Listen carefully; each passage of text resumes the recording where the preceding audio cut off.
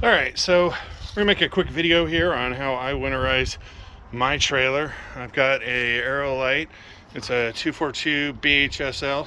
Pretty sweet trailer. I wish I had a toy hauler, but this thing is amazing, except I can't put the toy in it. So have hot water tank open here. So first thing that we need to do is we need to go inside and we need to bypass the hot water tank. So let's go do that real quick. So on mine, you go underneath the kitchen, and I've taken, there used to be a piece of wood trim that went across this and blocked you from being able to see that. But I took it out because it was completely useless, and I actually used it up there to trim out the two spots next to the stereo to make cubby holes so that I could actually use that, because that was on each side of the stereo was literally dead space and just a panel on the outside of the stereo. So I stole that, but another video for that. So if you look here, that's my hot water tank, and there's two switches here. So the first switch is this one here, and this changes the pump to pull from the fresh tank or this hose that I have just sitting in that bottle so it doesn't drip. So we'll get to that one in a minute. So the other one, you either have, I think, 3 or 1 valves. So in mine, I've just got this one valve. And then if you look way down there, that brass thing is a check valve. So what we're gonna do is we're gonna bypass the hot water tank. And it's in bypass mode right now. So normally it would be parallel like that, in which case it would send the water to the hot water tank, and then the hot water tank would send the water down the red pipes there. And so it actually looks like I have a check valve on both sides of that. And so the first thing you do is you bypass that. And so what we're going to do is we're going to send the water that way and bypass the hot water tank versus sending it down there and then back up and in. So we take this lever, bypass it, and now we're bypassed. So then the next thing you need to do is you need to get the water out of your hot water tank. So I use this cool little tool here. It has a 15/16 on one side and a 7/8 on the other. It's also got those divots that can be used for getting out a plug if the plug had the 2 holes. But we're going to use the 15/16, and so what you do is you put that down there, and you can use a socket or a wrench or whatever you want, and you undo that plug. So in this case, it just goes on there, and you just turn the plug. Now I've already drained this, so what you do is you pull that plug. I've got a second plug. I always carry a second plug with me and get them all over the place with some Teflon tape. So if that leaks and you're on a trip, you can just put a second plug in. So once the plug comes out, what I do is I have this Dr. Pepper bottle that I made, and I take the Dr. Pepper bottle and I stick it right there. And so it creates a little drain, and then you can keep the water from filling up inside there. You can do whatever you want. It's probably fine if the water does that. Sometimes I put a bucket down here, and that just shoots the water into the bucket. That way I'm not making a mess right outside with where I'm working. So once the water's out, go ahead and put that plug back in, and you're ready to go when you got to summarize. So another trick is your relief valve here. If you open up your relief valve after you pull that plug, the water will come out significantly faster. So one other quick note, on the underside of this model, you can see there's a red and white. So those are my low point drains. And there's this other white that's over there, which is my fresh. So I have opened up all of those, and I've gotten all the water out of those. So before we go into this next set, we need to close these because I'm gonna run air through. Okay, so here we're at the air compressor, and so my air compressor that I use is just this little pancake air compressor. They're pretty cheap. You can get them Harbor Freight, wherever. But the thing that you're looking for is this left gauge is your tank gauge, and then this right gauge is your hose gauge. So that's what's going to hook up to the trailer.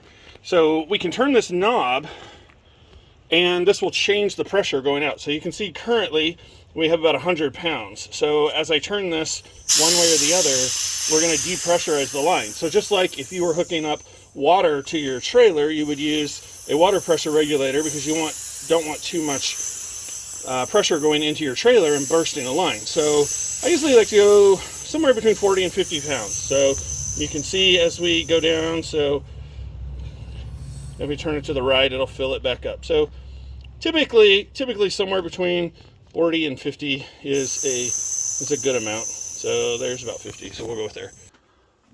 All right, so the next thing I do is I start in my kitchen. So this is my kitchen sink, and what I'm going to do is I'm going to open up the cold line, so the right one.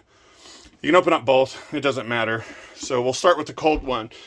But the reason why I open that up is when I energize the air to the system, even though we put the pressure regulator on, I still don't like to have all the valves closed because that pressure regulator failed. It could potentially put too much pressure into the lines and blow a line. So I always open up a line to start.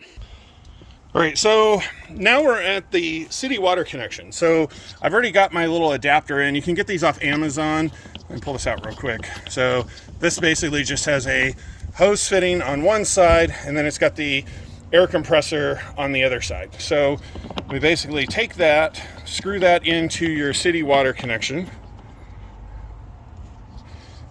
and then we're going to take the air hose and we're going to put the air hose right on that. So here we go. So you'll hear it kind of gurgling a little bit.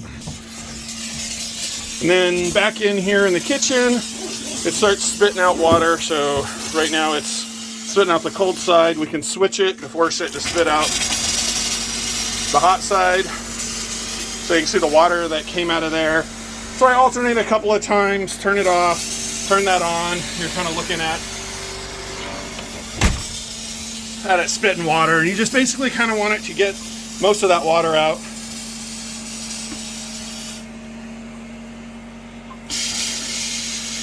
So again, just alternate a couple times until pretty much it's just shooting air and you're not seeing any water coming out there. A little bit of water is not going to hurt. You just want to get a lot of the water out. All right, so then when you switch over to the bathroom, so once the kitchen's good, we're gonna turn that one on so that starts blowing some air, gets most of the water out of there. Then we can go to the other side. So this is just all the water that was in the line that comes from the kitchen down this wall right here to the bathroom. So again, I just kind of alternate, let a little air pressure build up. So it kind of spits water out. We're just trying to get most of that water out. All right, so now we're, close the door so it's a little quieter. Now we're into the shower, so open up the shower. Let that blow some air out. Open up that. Don't forget, if you've got plugs in, go ahead and take your plugs out. You want the water to be able to go out. Sorry, that might have been loud. So if you've got plugs in, make sure you take your plugs out because you want the water to be able to go out. We'll get to putting some antifreeze on here in a second. So then last but not least, everyone's favorite, the toilet. We'll run the toilet for a second. Make sure we get all that water out of there. So all of these lines we've pressurized with air. So one more thing that I didn't think about the first time I did this is I have a spray port on the outside. So I get the spray port hose out. It's kind of like an air nozzle fitting. So we're going to stick that in and get the water out of the spray port. So I also like to end on the spray port because while this is going, I can just disconnect this real quick. And then again, I don't have anything pressurized in the system. So one other thing to note is after you've pressurized and done everything, come back to your low spots and drain both of them because there will be a little bit of distance between your drain points and your lines that have water. And you can see water came out, so that could potentially cause these to fail. So I always like to double check all of those and make sure that after I've blown all the water and air out that I get that last bit of water. So then the last thing that we need to do is we need to get some RV antifreeze. So you can get this at Walmart, most places. Be careful. Some places I've seen charge like $5-6 a gallon for this. You can get it for $2.50 a gallon in most places. So what we're going to do is we're going to open it up, and then we want to pour enough in to fill the P-trap. And the P-trap are these little loops. Let's see if I can get one under here. So I've got one for both of my sinks because both of my sinks come down and they go into a single P-trap. So it's basically this loop that's underneath your sink, and the whole purpose of it is water stays in there, and that's what keeps the gases from, say, your septic tank, etc., your holding tanks, from getting up into there. It's just a natural block. And so what we want to do is we want to put enough antifreeze to be able to block the P-trap. So in this case, because I've only got one P-trap, it doesn't matter which side of my double-sided sink I goes into. You need to look under your sink, and if you have two P-traps, one for each side, you need to pour into each one. And then we'll also do the sink in the bathroom and the toilet, or sorry, the shower. The toilet doesn't have a P-trap, so you're good there. It just has the auto-closing gasket, so there's no P-trap there. So you just need to put enough antifreeze in each P-trap to push the water out. That way you don't have water that sits in the bottom of that P-trap, freezes, and breaks your pipe. All right, so we're gonna pour some in. And usually I'm fairly generous. I like to use, I'll pour a little on this side too, just in case. I like to use most of the gallon between the 3 P-traps that I have here. Probably a little overkill, but it's $3. The cost of fixing a pipe like this would be like $300 at a dealership, or a lot of your time. So you can kind of see down in the shower the sitting water in there because the P-trap's literally right there. I should have taken the deal off. But that's what we're trying to replace with the antifreeze, is we don't want that water to sit there. We want antifreeze. So in this one I usually go pretty good to force that water out.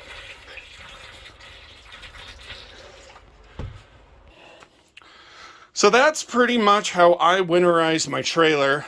Some of the times if I have my air compressor with me and I'm at my last stop, I can do that ahead of time. And the advantage of that is if you're going to stop and dump your trailer, you'll be able to dump all of the water that went down into the the gray. And then you don't have any water standing at the very end of your pipe. Let me show real quick. So here's my trailer, and this small black pipe right here is my gray tank. And you can see my gray valve is right there.